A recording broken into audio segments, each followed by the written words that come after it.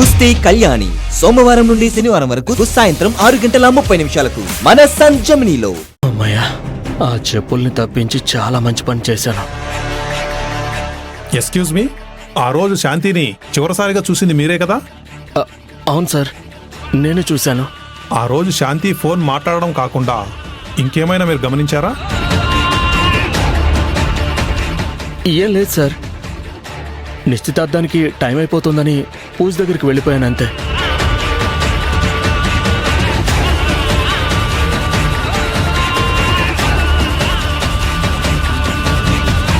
ఎక్కడో ఏదో పాయింట్ మనం మిస్ అవుతున్నాం.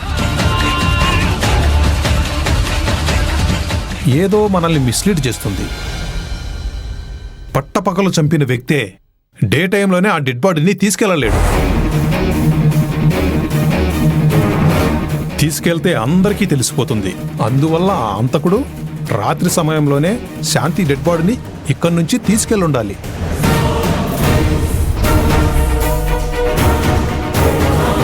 ఈ ఎస్ఐ చాలా దూరం ఆలోచిస్తున్నాడు.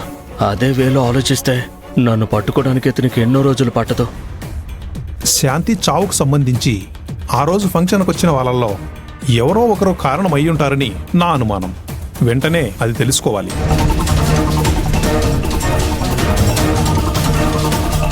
అది తేలే వరకు ఈ ఇంట్లో వాళ్ళెవరూ మా పోలీసులకి ఇన్ఫార్మ్ చేయకుండా ఊరు దాటి వెళ్ళడానికి వీల్లేదు.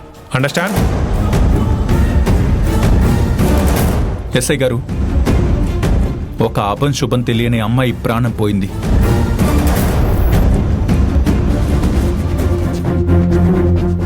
ఆ అమ్మాయి తల్లిదండ్రులు కన్న కలలన్నీ మట్టిపాలైపోయాయి.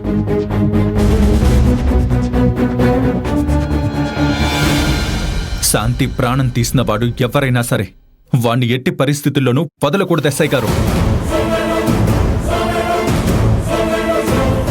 మాకింకేం హింట్స్ దొరికినా వెంటనే మీకు కాల్ చేస్తాను.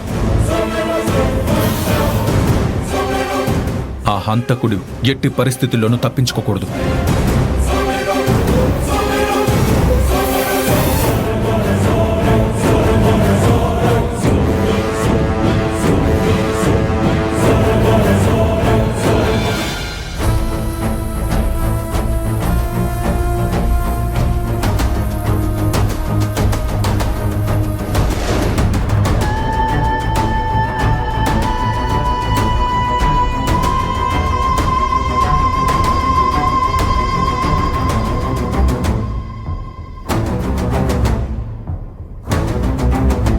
నిమిషా, చాలా అందంగా ఉన్నావు తెలుసా? వీఆర్ వెరీ సారీ తారక్ గారు, శాంతి చనిపోయింది. మొన్న ఊరి చివర ఒక చెత్త కుప్ప దగ్గర గుర్తు తెలియని అమ్మాయి కాలిపోయినటువంటి డెడ్ బాడీ దొరికిందని మీరు న్యూస్ వినే ఉంటారు. అది ఎవరితో కాదు, శాంతిదే. నా కోసం వచ్చిన నువ్వు బలైపోయావు. నా సంతోషాన్ని పంచుకోవడానికి వచ్చి నువ్వు చనిపోయావు. ఇంత మంచి మనిషివైన నిన్ను చంపడానికి ఎవరికి మనసొచ్చిందే? నిన్ను చంపిన హంతకుడెవడు? నిన్ను పొట్టెన పెట్టుకున్న రాక్షసుడెవడు? వాడెవ్వడైనా సరే వాడికి ఖచ్చితంగా శిక్ష పడి తీరాలి.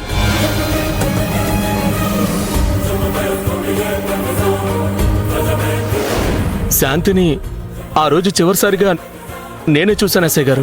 శాంతి ఎవరితోనో నువ్వు ఇక్కడికి రాకు, నేనే అక్కడికి వస్తానని చెప్పింది. అలా వాళ్ళతో కంగారుగా చెప్పడం విన్నాను. రంజిత్,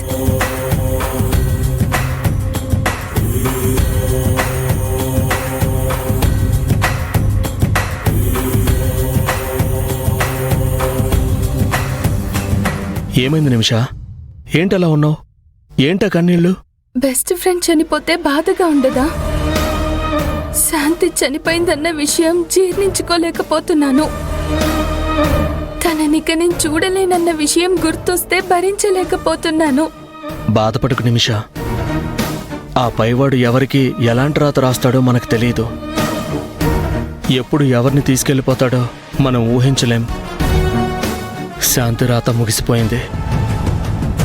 అందుకే ఆ భగవంతుడు తనని పైకి తీసుకెళ్ళిపోయాడు.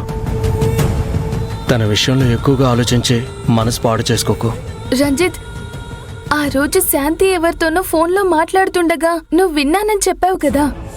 అవును నిమిష, తను ఎవరితోనో ఫోన్లో మాట్లాడడం నేను చూశాను. అదే నేను కూడా చివరిసారి చూడడం. ఫోన్లో మాట్లాడేటప్పుడు ఎవరి పేరైనా విన్నావా? అలా అయితే తను ఎవరితో మాట్లాడిందో, ఎవరి గురించి మాట్లాడిందో మనకు అర్థమవుతుంది. దాన్ని బట్టి మనకేదైనా క్లూ దొరకొచ్చు. ఆహా, నేనేం వెళ్ళలేదు నిమిష. బాగా గుర్తు తెచ్చుకో రంజిత్. దానివల్ల మనకి ఒక్క క్లూ అయినా దొరుకుతుంది. ఆ క్లూ దొరికితే శాంతిని హత్య చేసినవన్నీ పట్టుకోవచ్చు. వాణ్ణి ఎట్టి పరిస్థితుల్లోనూ వదలకూడదు. వాడికి ఎలాగైనా శిక్ష పడాలి. ప్లీజ్ రంజిత్, ఒక్కసారి గుర్తు తెచ్చుకోవా? నిమిష, నాకింకేమైనా విషయాలు తెలుసుంటే నేను పోలీసులకు చెప్పేవాడిని కదా. ఎందుకు మాటిమాటికి అదే ప్రశ్న అడిగి నన్ను విసిగిస్తున్నావు? నిన్ను విసిగించాలని నా ఉద్దేశం కాదు రంజిత్. ప్రాణాలు పోగొట్టుకున్న నా స్నేహితురాలికి న్యాయం చేయాలని నా తాపత్రయం. నాకు తెలిసిన విషయాలన్నీ నేను పోలీసుల దగ్గరే చెప్పేశాను నిమిష. నాకు అంతకన్నా ఇంకేం తెలీదు. నువ్వు కూడా ఈ విషయం గురించి ఎక్కువగా ఆలోచించుకోకు. మనం ఏం చేయలేం.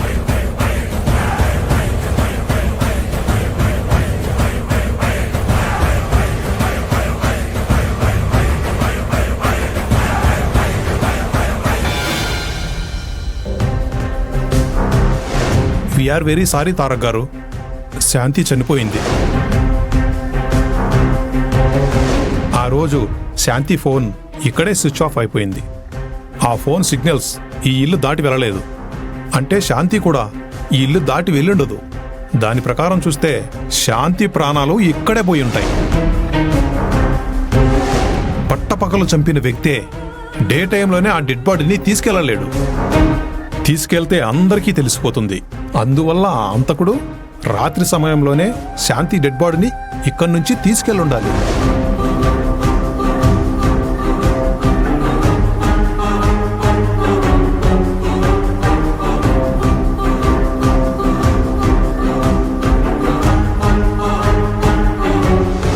థ్యాంక్స్ అక్క.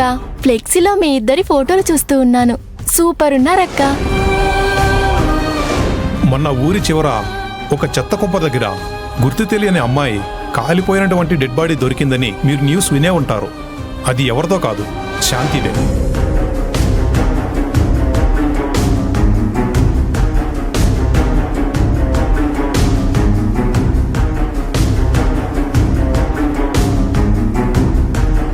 తారక్ సార్,